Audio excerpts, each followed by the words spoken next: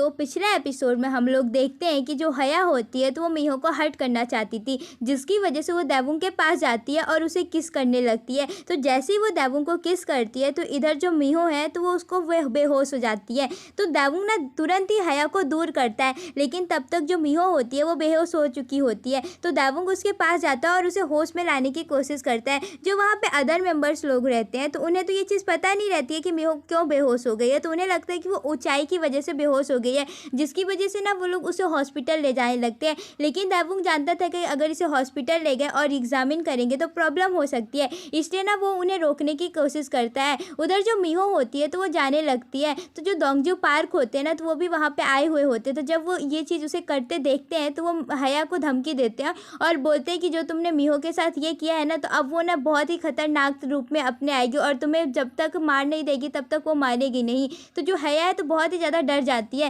इधर जो देवुंग है तो उसे होश में लाने की कोशिश करता है, लेकिन जब वो उससे दूर हो जाता है, लोगों को कंट्रोल करने लगता है ताकि उसे हॉस्पिटल ना ले जा सके, तभी ना मिहो होश में आती है। लेकिन वो ये चीज़ में होश में नहीं रहती है बिल्कुल भी कि वो एक ह्यूमन बनने की कोशिश करी है, उसे ये सब भूला रहता है। अब बस ना उसका एक ही पर्पज़ रहता है, हया को मारना। वो हया को पास जाती है और उसे मारने की कोशिश करती है, लेकिन जैसे उसे मारने वाली होती है जो देवुंग है तो वो बीच में आ जाता है, तो चोट उसे लग जाती है। लेकिन मिहो तभी भी होश में नहीं आती है और उसे वहाँ से भगा देती है और वो फिर से हया के पास जाती है उसे मारने के लिए। तभी ना देवुंग उसके पास आता है और मिहो को ना एकदम गले से लगा लेता है। और जो हया है तो ये चीज़ देखती है तो वो उसको जब मौका मिलता है तो वहाँ से भाग जाती है। जैसे ही वो उसे गले लगाता है तो जो मिहो है तो वो होश में आ जाती है और एकदम से सैड हो जाती है। और जब हया इधर भागने लगती है तो देवुंग उसे जो दोंगजू पार्क है तो वो हया को धमकी अपने से देता है कि जो तुमने इस बार मिहो के साथ किया है, अगर अगली बार से ऐसा कुछ भी उसके साथ हुआ तो मैं तुम्हें ह्यूमन की तरह बिल्कुल ट्रीट नहीं करूँगा, मैं पर्सनली आके तुमको मार दूंगा। तो जो हया है तो वो ना एकदम डर सी जाती है और वहाँ से भाग जाती है। अब जो मिहो होती है ना इस पर बहुत ही ज़्यादा सैड हो जाती है। तो जब वो देवुंग से बात करती है तो उसे ना सॉरी बोलती है और बोलती है कि अब तुम मुझसे डरने लगे होगे। तो जो देवुंग है तो बोलता है नहीं, मैं तुमसे बिल्कुल नहीं डरता हूँ और आई एम सॉरी भी बोलता है कि ये सारी मेरी गलती है, मैंने जो और भी की है तो अच्छे से देखभाल नहीं की है। तो जो मिहो है तो उसे बोलती नहीं, ये सब में तुम्हारी कोई गलती नहीं है, सारी की सारी मेरी गलती है। तो देवुंग अपने आप की जो इमेज है तो वो मिरर पे देखते हुए बोलता है कि अब मैं खुद से नहीं भागूंगा, ये सारी मेरी गलती है। और उस टाइम पे ना जब वो हया से को बचा रहा था मिहो से, तभी ना जो रिंग पहना रहता है ना जो मिहो दी रहती है तो वो गलती से गिर जाता है, तो उसे ढूंढने लगता है। जैसे इधर दोंगजू पार्क को मौका मिलता है तो वो मिहो के पास आता है और उससे बात करने लगता है और फिर ना उसे घर ले जाने लगता है तो बाहर लेकर जाता है। लेकिन तभी ना जो मिहो होती है तो उसके साथ जाने से मना कर देती है। देवुंग ना उसको ना उससे बात करते हुए देख लेता है, तो वो ना जब बात करते रहते हैं ना तो उसके सर पे भी थोड़ा सा हाथ से सुलाता है। तो जब देवुंग ये चीज़ देखता है ना तो उससे ना दोंगजू पार्क पे बहुत ही ज़्यादा गुस्सा आता है। तो जब मिहो वहाँ से जाती है तो देवुंग ना उसके पास आता है और बोलता है कि तुम क्या कर रहे थे, तो तुम ना वो बोलता है कि अच्छा तो तुम ही हो देवुंग जो मिहो के बॉयफ्रेंड है। तो वो बोलता है हाँ वो मेरी मिहो है। तो वो ना उसे बताता है कि अच्छा तुम लोगों का मतलब सिर्फ 100 डेज़ का रिलेशनशिप है। तो जब देवुंग को ये चीज़ पता चलती है ना उसे बहुत ही ख़राब लगता है कि उसे ये लगता है कि जो मिहो है तो ये सब कुछ सबको बता रही है। लेकिन फिर वो लोग ना चले जाते हैं। इधर जो मिहो होती है ना तो वो बिना देवुंग का वेट किए ही घर चली जाती है। अब ना जो मिहो है ना तो उसका नेचर ना थोड़ा सा चेंज हो जाता है, उसे ना बहुत ही ज़्यादा ख़राब भी लग रहा था। मिहो देवुंग के बिना ही घर आ जाती है। तो जब देवुंग उसके पास आता है तो उसे बोलता है कि तुमने मेरा वेट क्यों नहीं किया। तो जो मिहो है तो वो बोलती है कि अब से मैं तुम्हारा पीछा करना छोड़ दूंगी और मैं तुम्हें चारों तरफ फॉलो नहीं करूंगी। एक्चुअली ना मिहो को ना बहुत ज़्यादा ख़राब लग रहा था कि उसने ऐसा किया और वो बोलती है कि अब मैं तुम्हारे बिना ही जीना सीखूंगी और मैं कैसे अब ह्यूमन लाइफ जीते हैं, मैं अपने से पैसे कमाऊंगी। और वो ना उसे मीट चीट करने के लिए बोलता है। तो मिहो बोलती नहीं, मैंने अभी इतने पैसे नहीं अर्न किए। तो वो ना अब खुद के पैसे से जो खरीद पाई थी वही खा रही थी। तो जो देवुंग है तो बोलता है कि तुम्हें ये सब तैयारी करने की ज़रूरत नहीं है, जिस दिन तुम्हारा 100 डेज होगा तो तुम सिर्फ एक बार में ही चले जाना, ये सब करने की ज़रूरत नहीं है। और वो वहाँ से चला जाता है।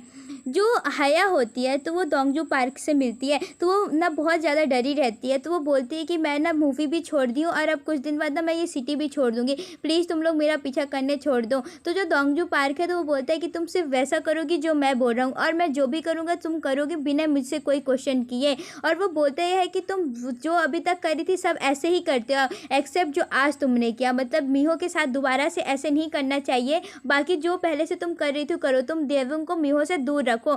तो जो हया होती है तो उससे पूछती है कि क्या तुम मीहो को लाइक करते हो जो ये चीज़ चाहते हो? तो दोंगजू पार्क उसे बोलता है कि मैंने तुम्हें बोला ना कि तुम सिर्फ वही करो जो मैं बोला हूँ, बिना किसी क्वेश्चन के। इधर जो दावुंग है तो वो फिर से वहाँ पे स्टूडियो जाता है और ना रिंग ढूंढने की कोशिश करता है। अब मीहो की सेकंड डेथ आती है जो कि इस बार और भी ज़्यादा पेनफुल होने वाली थी because of that two reason. एक तो ये सेकंड डेथ थी, ऊपर से जो उसका और भी था वो भी अब थोड़ा डैमेज हो चुका था, जिसकी वजह से मीहो को इस बार बहुत ही ज़्यादा पेन होने वाला था। तो जब इधर मीहो को पेन होता है ना तो दावुंग को ना इस बार फील होता है, तो उसे एकदम टेंशन हो जाती है कि क्या मीहो एकदम ठीक है। तो वो तुरंत दौड़ के जाता है उसके पास, लेकिन ना मीहो गेट बंद कर लेती है और अपनी ना आवाज़ रोकने की कोशिश करती है ताकि दावुंग को ना पता चल पाए, लेकिन वो अपनी ना जो चीख है तो वो रोक नहीं पाती है। तभी ना दावुंग ना दरवाज़ा तोड़ के उसके पास जाता है और वो ना जब उसे इतना ज़्यादा पेन पे देखता है तो वो दोंगजू पार्क के पास जाता है और बोलता है कि अभी कोई भी फार्मेसी नहीं खुली है, इसकी वजह से तुम मुझे दवाई दो।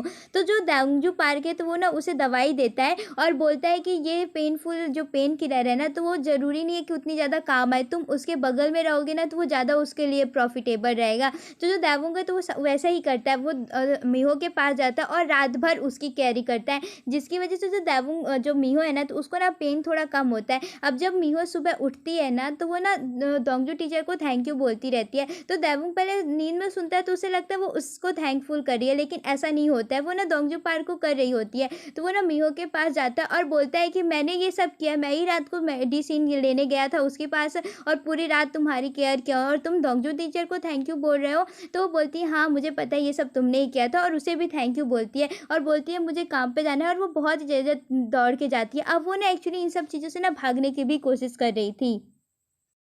दावुंग की जो आंट होती है तो वो स्टूडियो जाती है डायरेक्टर से मिलने के लिए। तो जो डायरेक्टर है और वो दोनों आपस में बात करते रहते हैं, तभी ना इस बार फिर से उसकी डॉटर लोग उनके पास आ रही होती है। तो जो डायरेक्टर तो डिसाइड करते हैं कि अपनी जो डॉटर है उसको इस बार सारी सच्चाई बता देंगे, अब वो इस चीज़ से नहीं भागेंगे। तो वो ना जैसे ही उन लोगों के पास जाते हैं और इंट्रोड्यूस कराने की करने ही वाले होते हैं कि ये जो है ना तो बहुत ही ज़्यादा इंपॉर्टेंट मेम्बर है, आज मैं आप सभी को इससे मिलाने वाला हूँ, तभी ना जो दावुंग की आंट होती है ना तो वो फाट कर देती है। और अब ऑब्वियसली जब कोई ऐसा कांड करेगा तो वो कितना एम्बैरेसिंग होगा, तो उसको भी बहुत ही ज़्यादा ख़राब लगता है। तो वो ना जब वो ना वहाँ से भागने लगती है तो जो डायरेक्टर है तो वो उसके पास आते हैं और बोलते हैं तुम ऐसा क्यों कर रहे हो, मैं तुमको बहुत ही ज़्यादा लाइक करता हूँ और जो तुम्हारी फार्ट है ना तो वो भी मुझे परफ्यूम की तरह ही लगती है, तुम प्लीज़ ऐसा मत करो। और इतना ज़्यादा वहाँ पे इमोशनल मोमेंट हो जाता है ना कि वो इसको एकदम गले से लगा लेता है। स्टूडियो में इन सबकी परफॉर्मेंस होती रहती है, तो जो मीहो है तो बहुत ही अच्छा सा करती है, तो सब ना क्लैपिंग करते हैं। हया मीहो से मिलने के लिए जाती है, तो जो हया मीहो होती है तो हया से बोलती है कि इस पर तुम कुछ डरी हुई हो, तो वो बोलती है कि हाँ तुम मॉन्स्टर हो ना इसलिए मैं तुमसे डरती हूँ। तो जो मीहो है तो वो बोलती है कि हाँ ज़रूरी भी है तुम्हारे लिए डरना, और फिर वो ना उसे और भी थोड़ा सा डराने की कोशिश करती है ना, तो वो कुछ ऐसे सेंटेंसेस बोलती है कि ऐसा हो जाए तुम्हारे फेस पे पिंपल्स आ जाए, जैसे मैंस के फेस पे बियर्ड होती है वैसे तुम्हारे फेस पे बियर्ड होती है, देखो तुम्हारे फेस में उस तरह आ गया, और वो वहाँ से चली जाती है। तो जो हया बोलती है क्या जोक कर रही है, लेकिन फिर ना उसे थोड़ा डर लगता है कि कहीं सच में तो ऐसा नहीं हो गया, तो वो ना तुरंत मिरर मंगा के अपना फेस देखने लगती है। हालांकि ऐसा कुछ नहीं था, जो मीहो रहती है ना तो उसे ना बस डराने की कोशिश करती रहती है। अब ना जो डायरेक्टर होते हैं ना तो वो मीहो को एक फॉर्म फिल करने के लिए देते हैं कि जिसमें वो सारी अपनी इन्फॉर्मेशन दे सके, सब कुछ दे सके। अब मीहो ना घर जाती है तो वो थोड़ा परेशान रहती है, तो वो क्या करे, तो दोंगजू पार्क से जाके फिर मिलती है। तो जो दोंगजू पार्क है तो उसे बोलते हैं कि ये सब चीज़ें मीहो नहीं फिल कर सकती, लेकिन जो सियोंजो पार्क है वो फिल कर सकती है। तो जो मीहो है तो इसके बारे में सोचती है, और वो उसे ये भी बताता है कि जो कल है ना वो सियोंजो पार्क का बर्थडे है। एक्चुअली ना सियोंजो पार्क नाम की ना एक लेडी थी जो अब नहीं है, तो उसकी जितनी भी मतलब इन्फॉर्मेशन रहती है, जितना सब कुछ रहता है, तो वो अब जो मीहो है तो उसको दोंगजू पार्क दे देता है।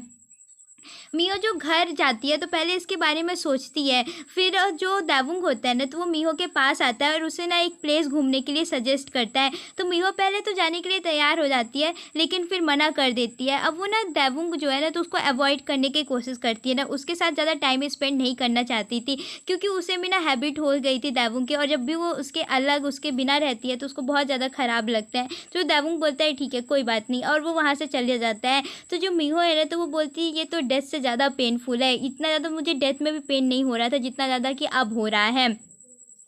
फिर मीहो ना वो जो फॉर्म डायरेक्टर दिए होते हैं ना, तो सारे ना इन्फॉर्मेशन दोंगजू पार्क के नाम पे दे देती है। अब नेक्स्ट डे ना दोंगजू पार्क का बर्थडे होता है, तो जो सॉरी सियोंजो पार्क का बर्थडे होता है ना, तो जो दोंगजू पार्क है तो वो मीहो को बुलाते हैं, क्योंकि अब मीहो जो है तो वो सियोंजो पार्क हो चुकी है, तो वो ना उसके साथ रहते हैं और उसके केक काटते हैं, तो सेलिब्रेट करते हैं। लेकिन जो मीहो रहती है ना, तो बहुत ही ज़्यादा हैप्पी नहीं रहती है, क्योंकि वो दाबुंग के बिना अलग रहती है। इधर जो दाबुंग है ना, तो वो देख लेता है सारी इन्फॉर्मेशन, और उसमें वो देखता है कि जो मीहो है ना, तो सबको सियोंजो पार्क के नाम पे फिल कर चुकी है, तो वो तुरंत उधर जाता है मीहो से मिलने के लिए दोंगजू पार्क के पास।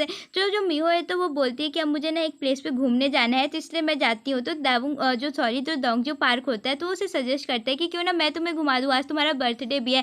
तो जो मीहो है तो उसे मना कर देती है, बोलती है कि मुझे अकेले जाने का मन है। तो जैसे ही दाबुंग वहाँ आता है, तो मीहो ना वहाँ से जस्ट चली जाती है, तो वो उससे नहीं मिल पाता है। अब मीहो जो दाबुंग है तो वो घर जाता है और उस रिंग को देखता है, तो उसे ना बहुत ही ज़्यादा ना अब मीहो की याद आने लगती है। तो जिस प्लेस पे मीहो को पहले घुमाने के लिए सजेस्ट किया होता है, तो वो बोलता है कि मैं अकेले ही चला जाता। बहुत पहले ना इन लोगों की प्लानिंग थी उस प्लेस पे साथ पे जाने के लिए, लेकिन अब वो लोग साथ पे नहीं जा सकते हैं। जो दाबुंग है तो अकेले ही उस प्लेस पे जाता है और देखता है, और मीहो की ना जो पुरानी इंसिडेंट है वो याद करता रहता है।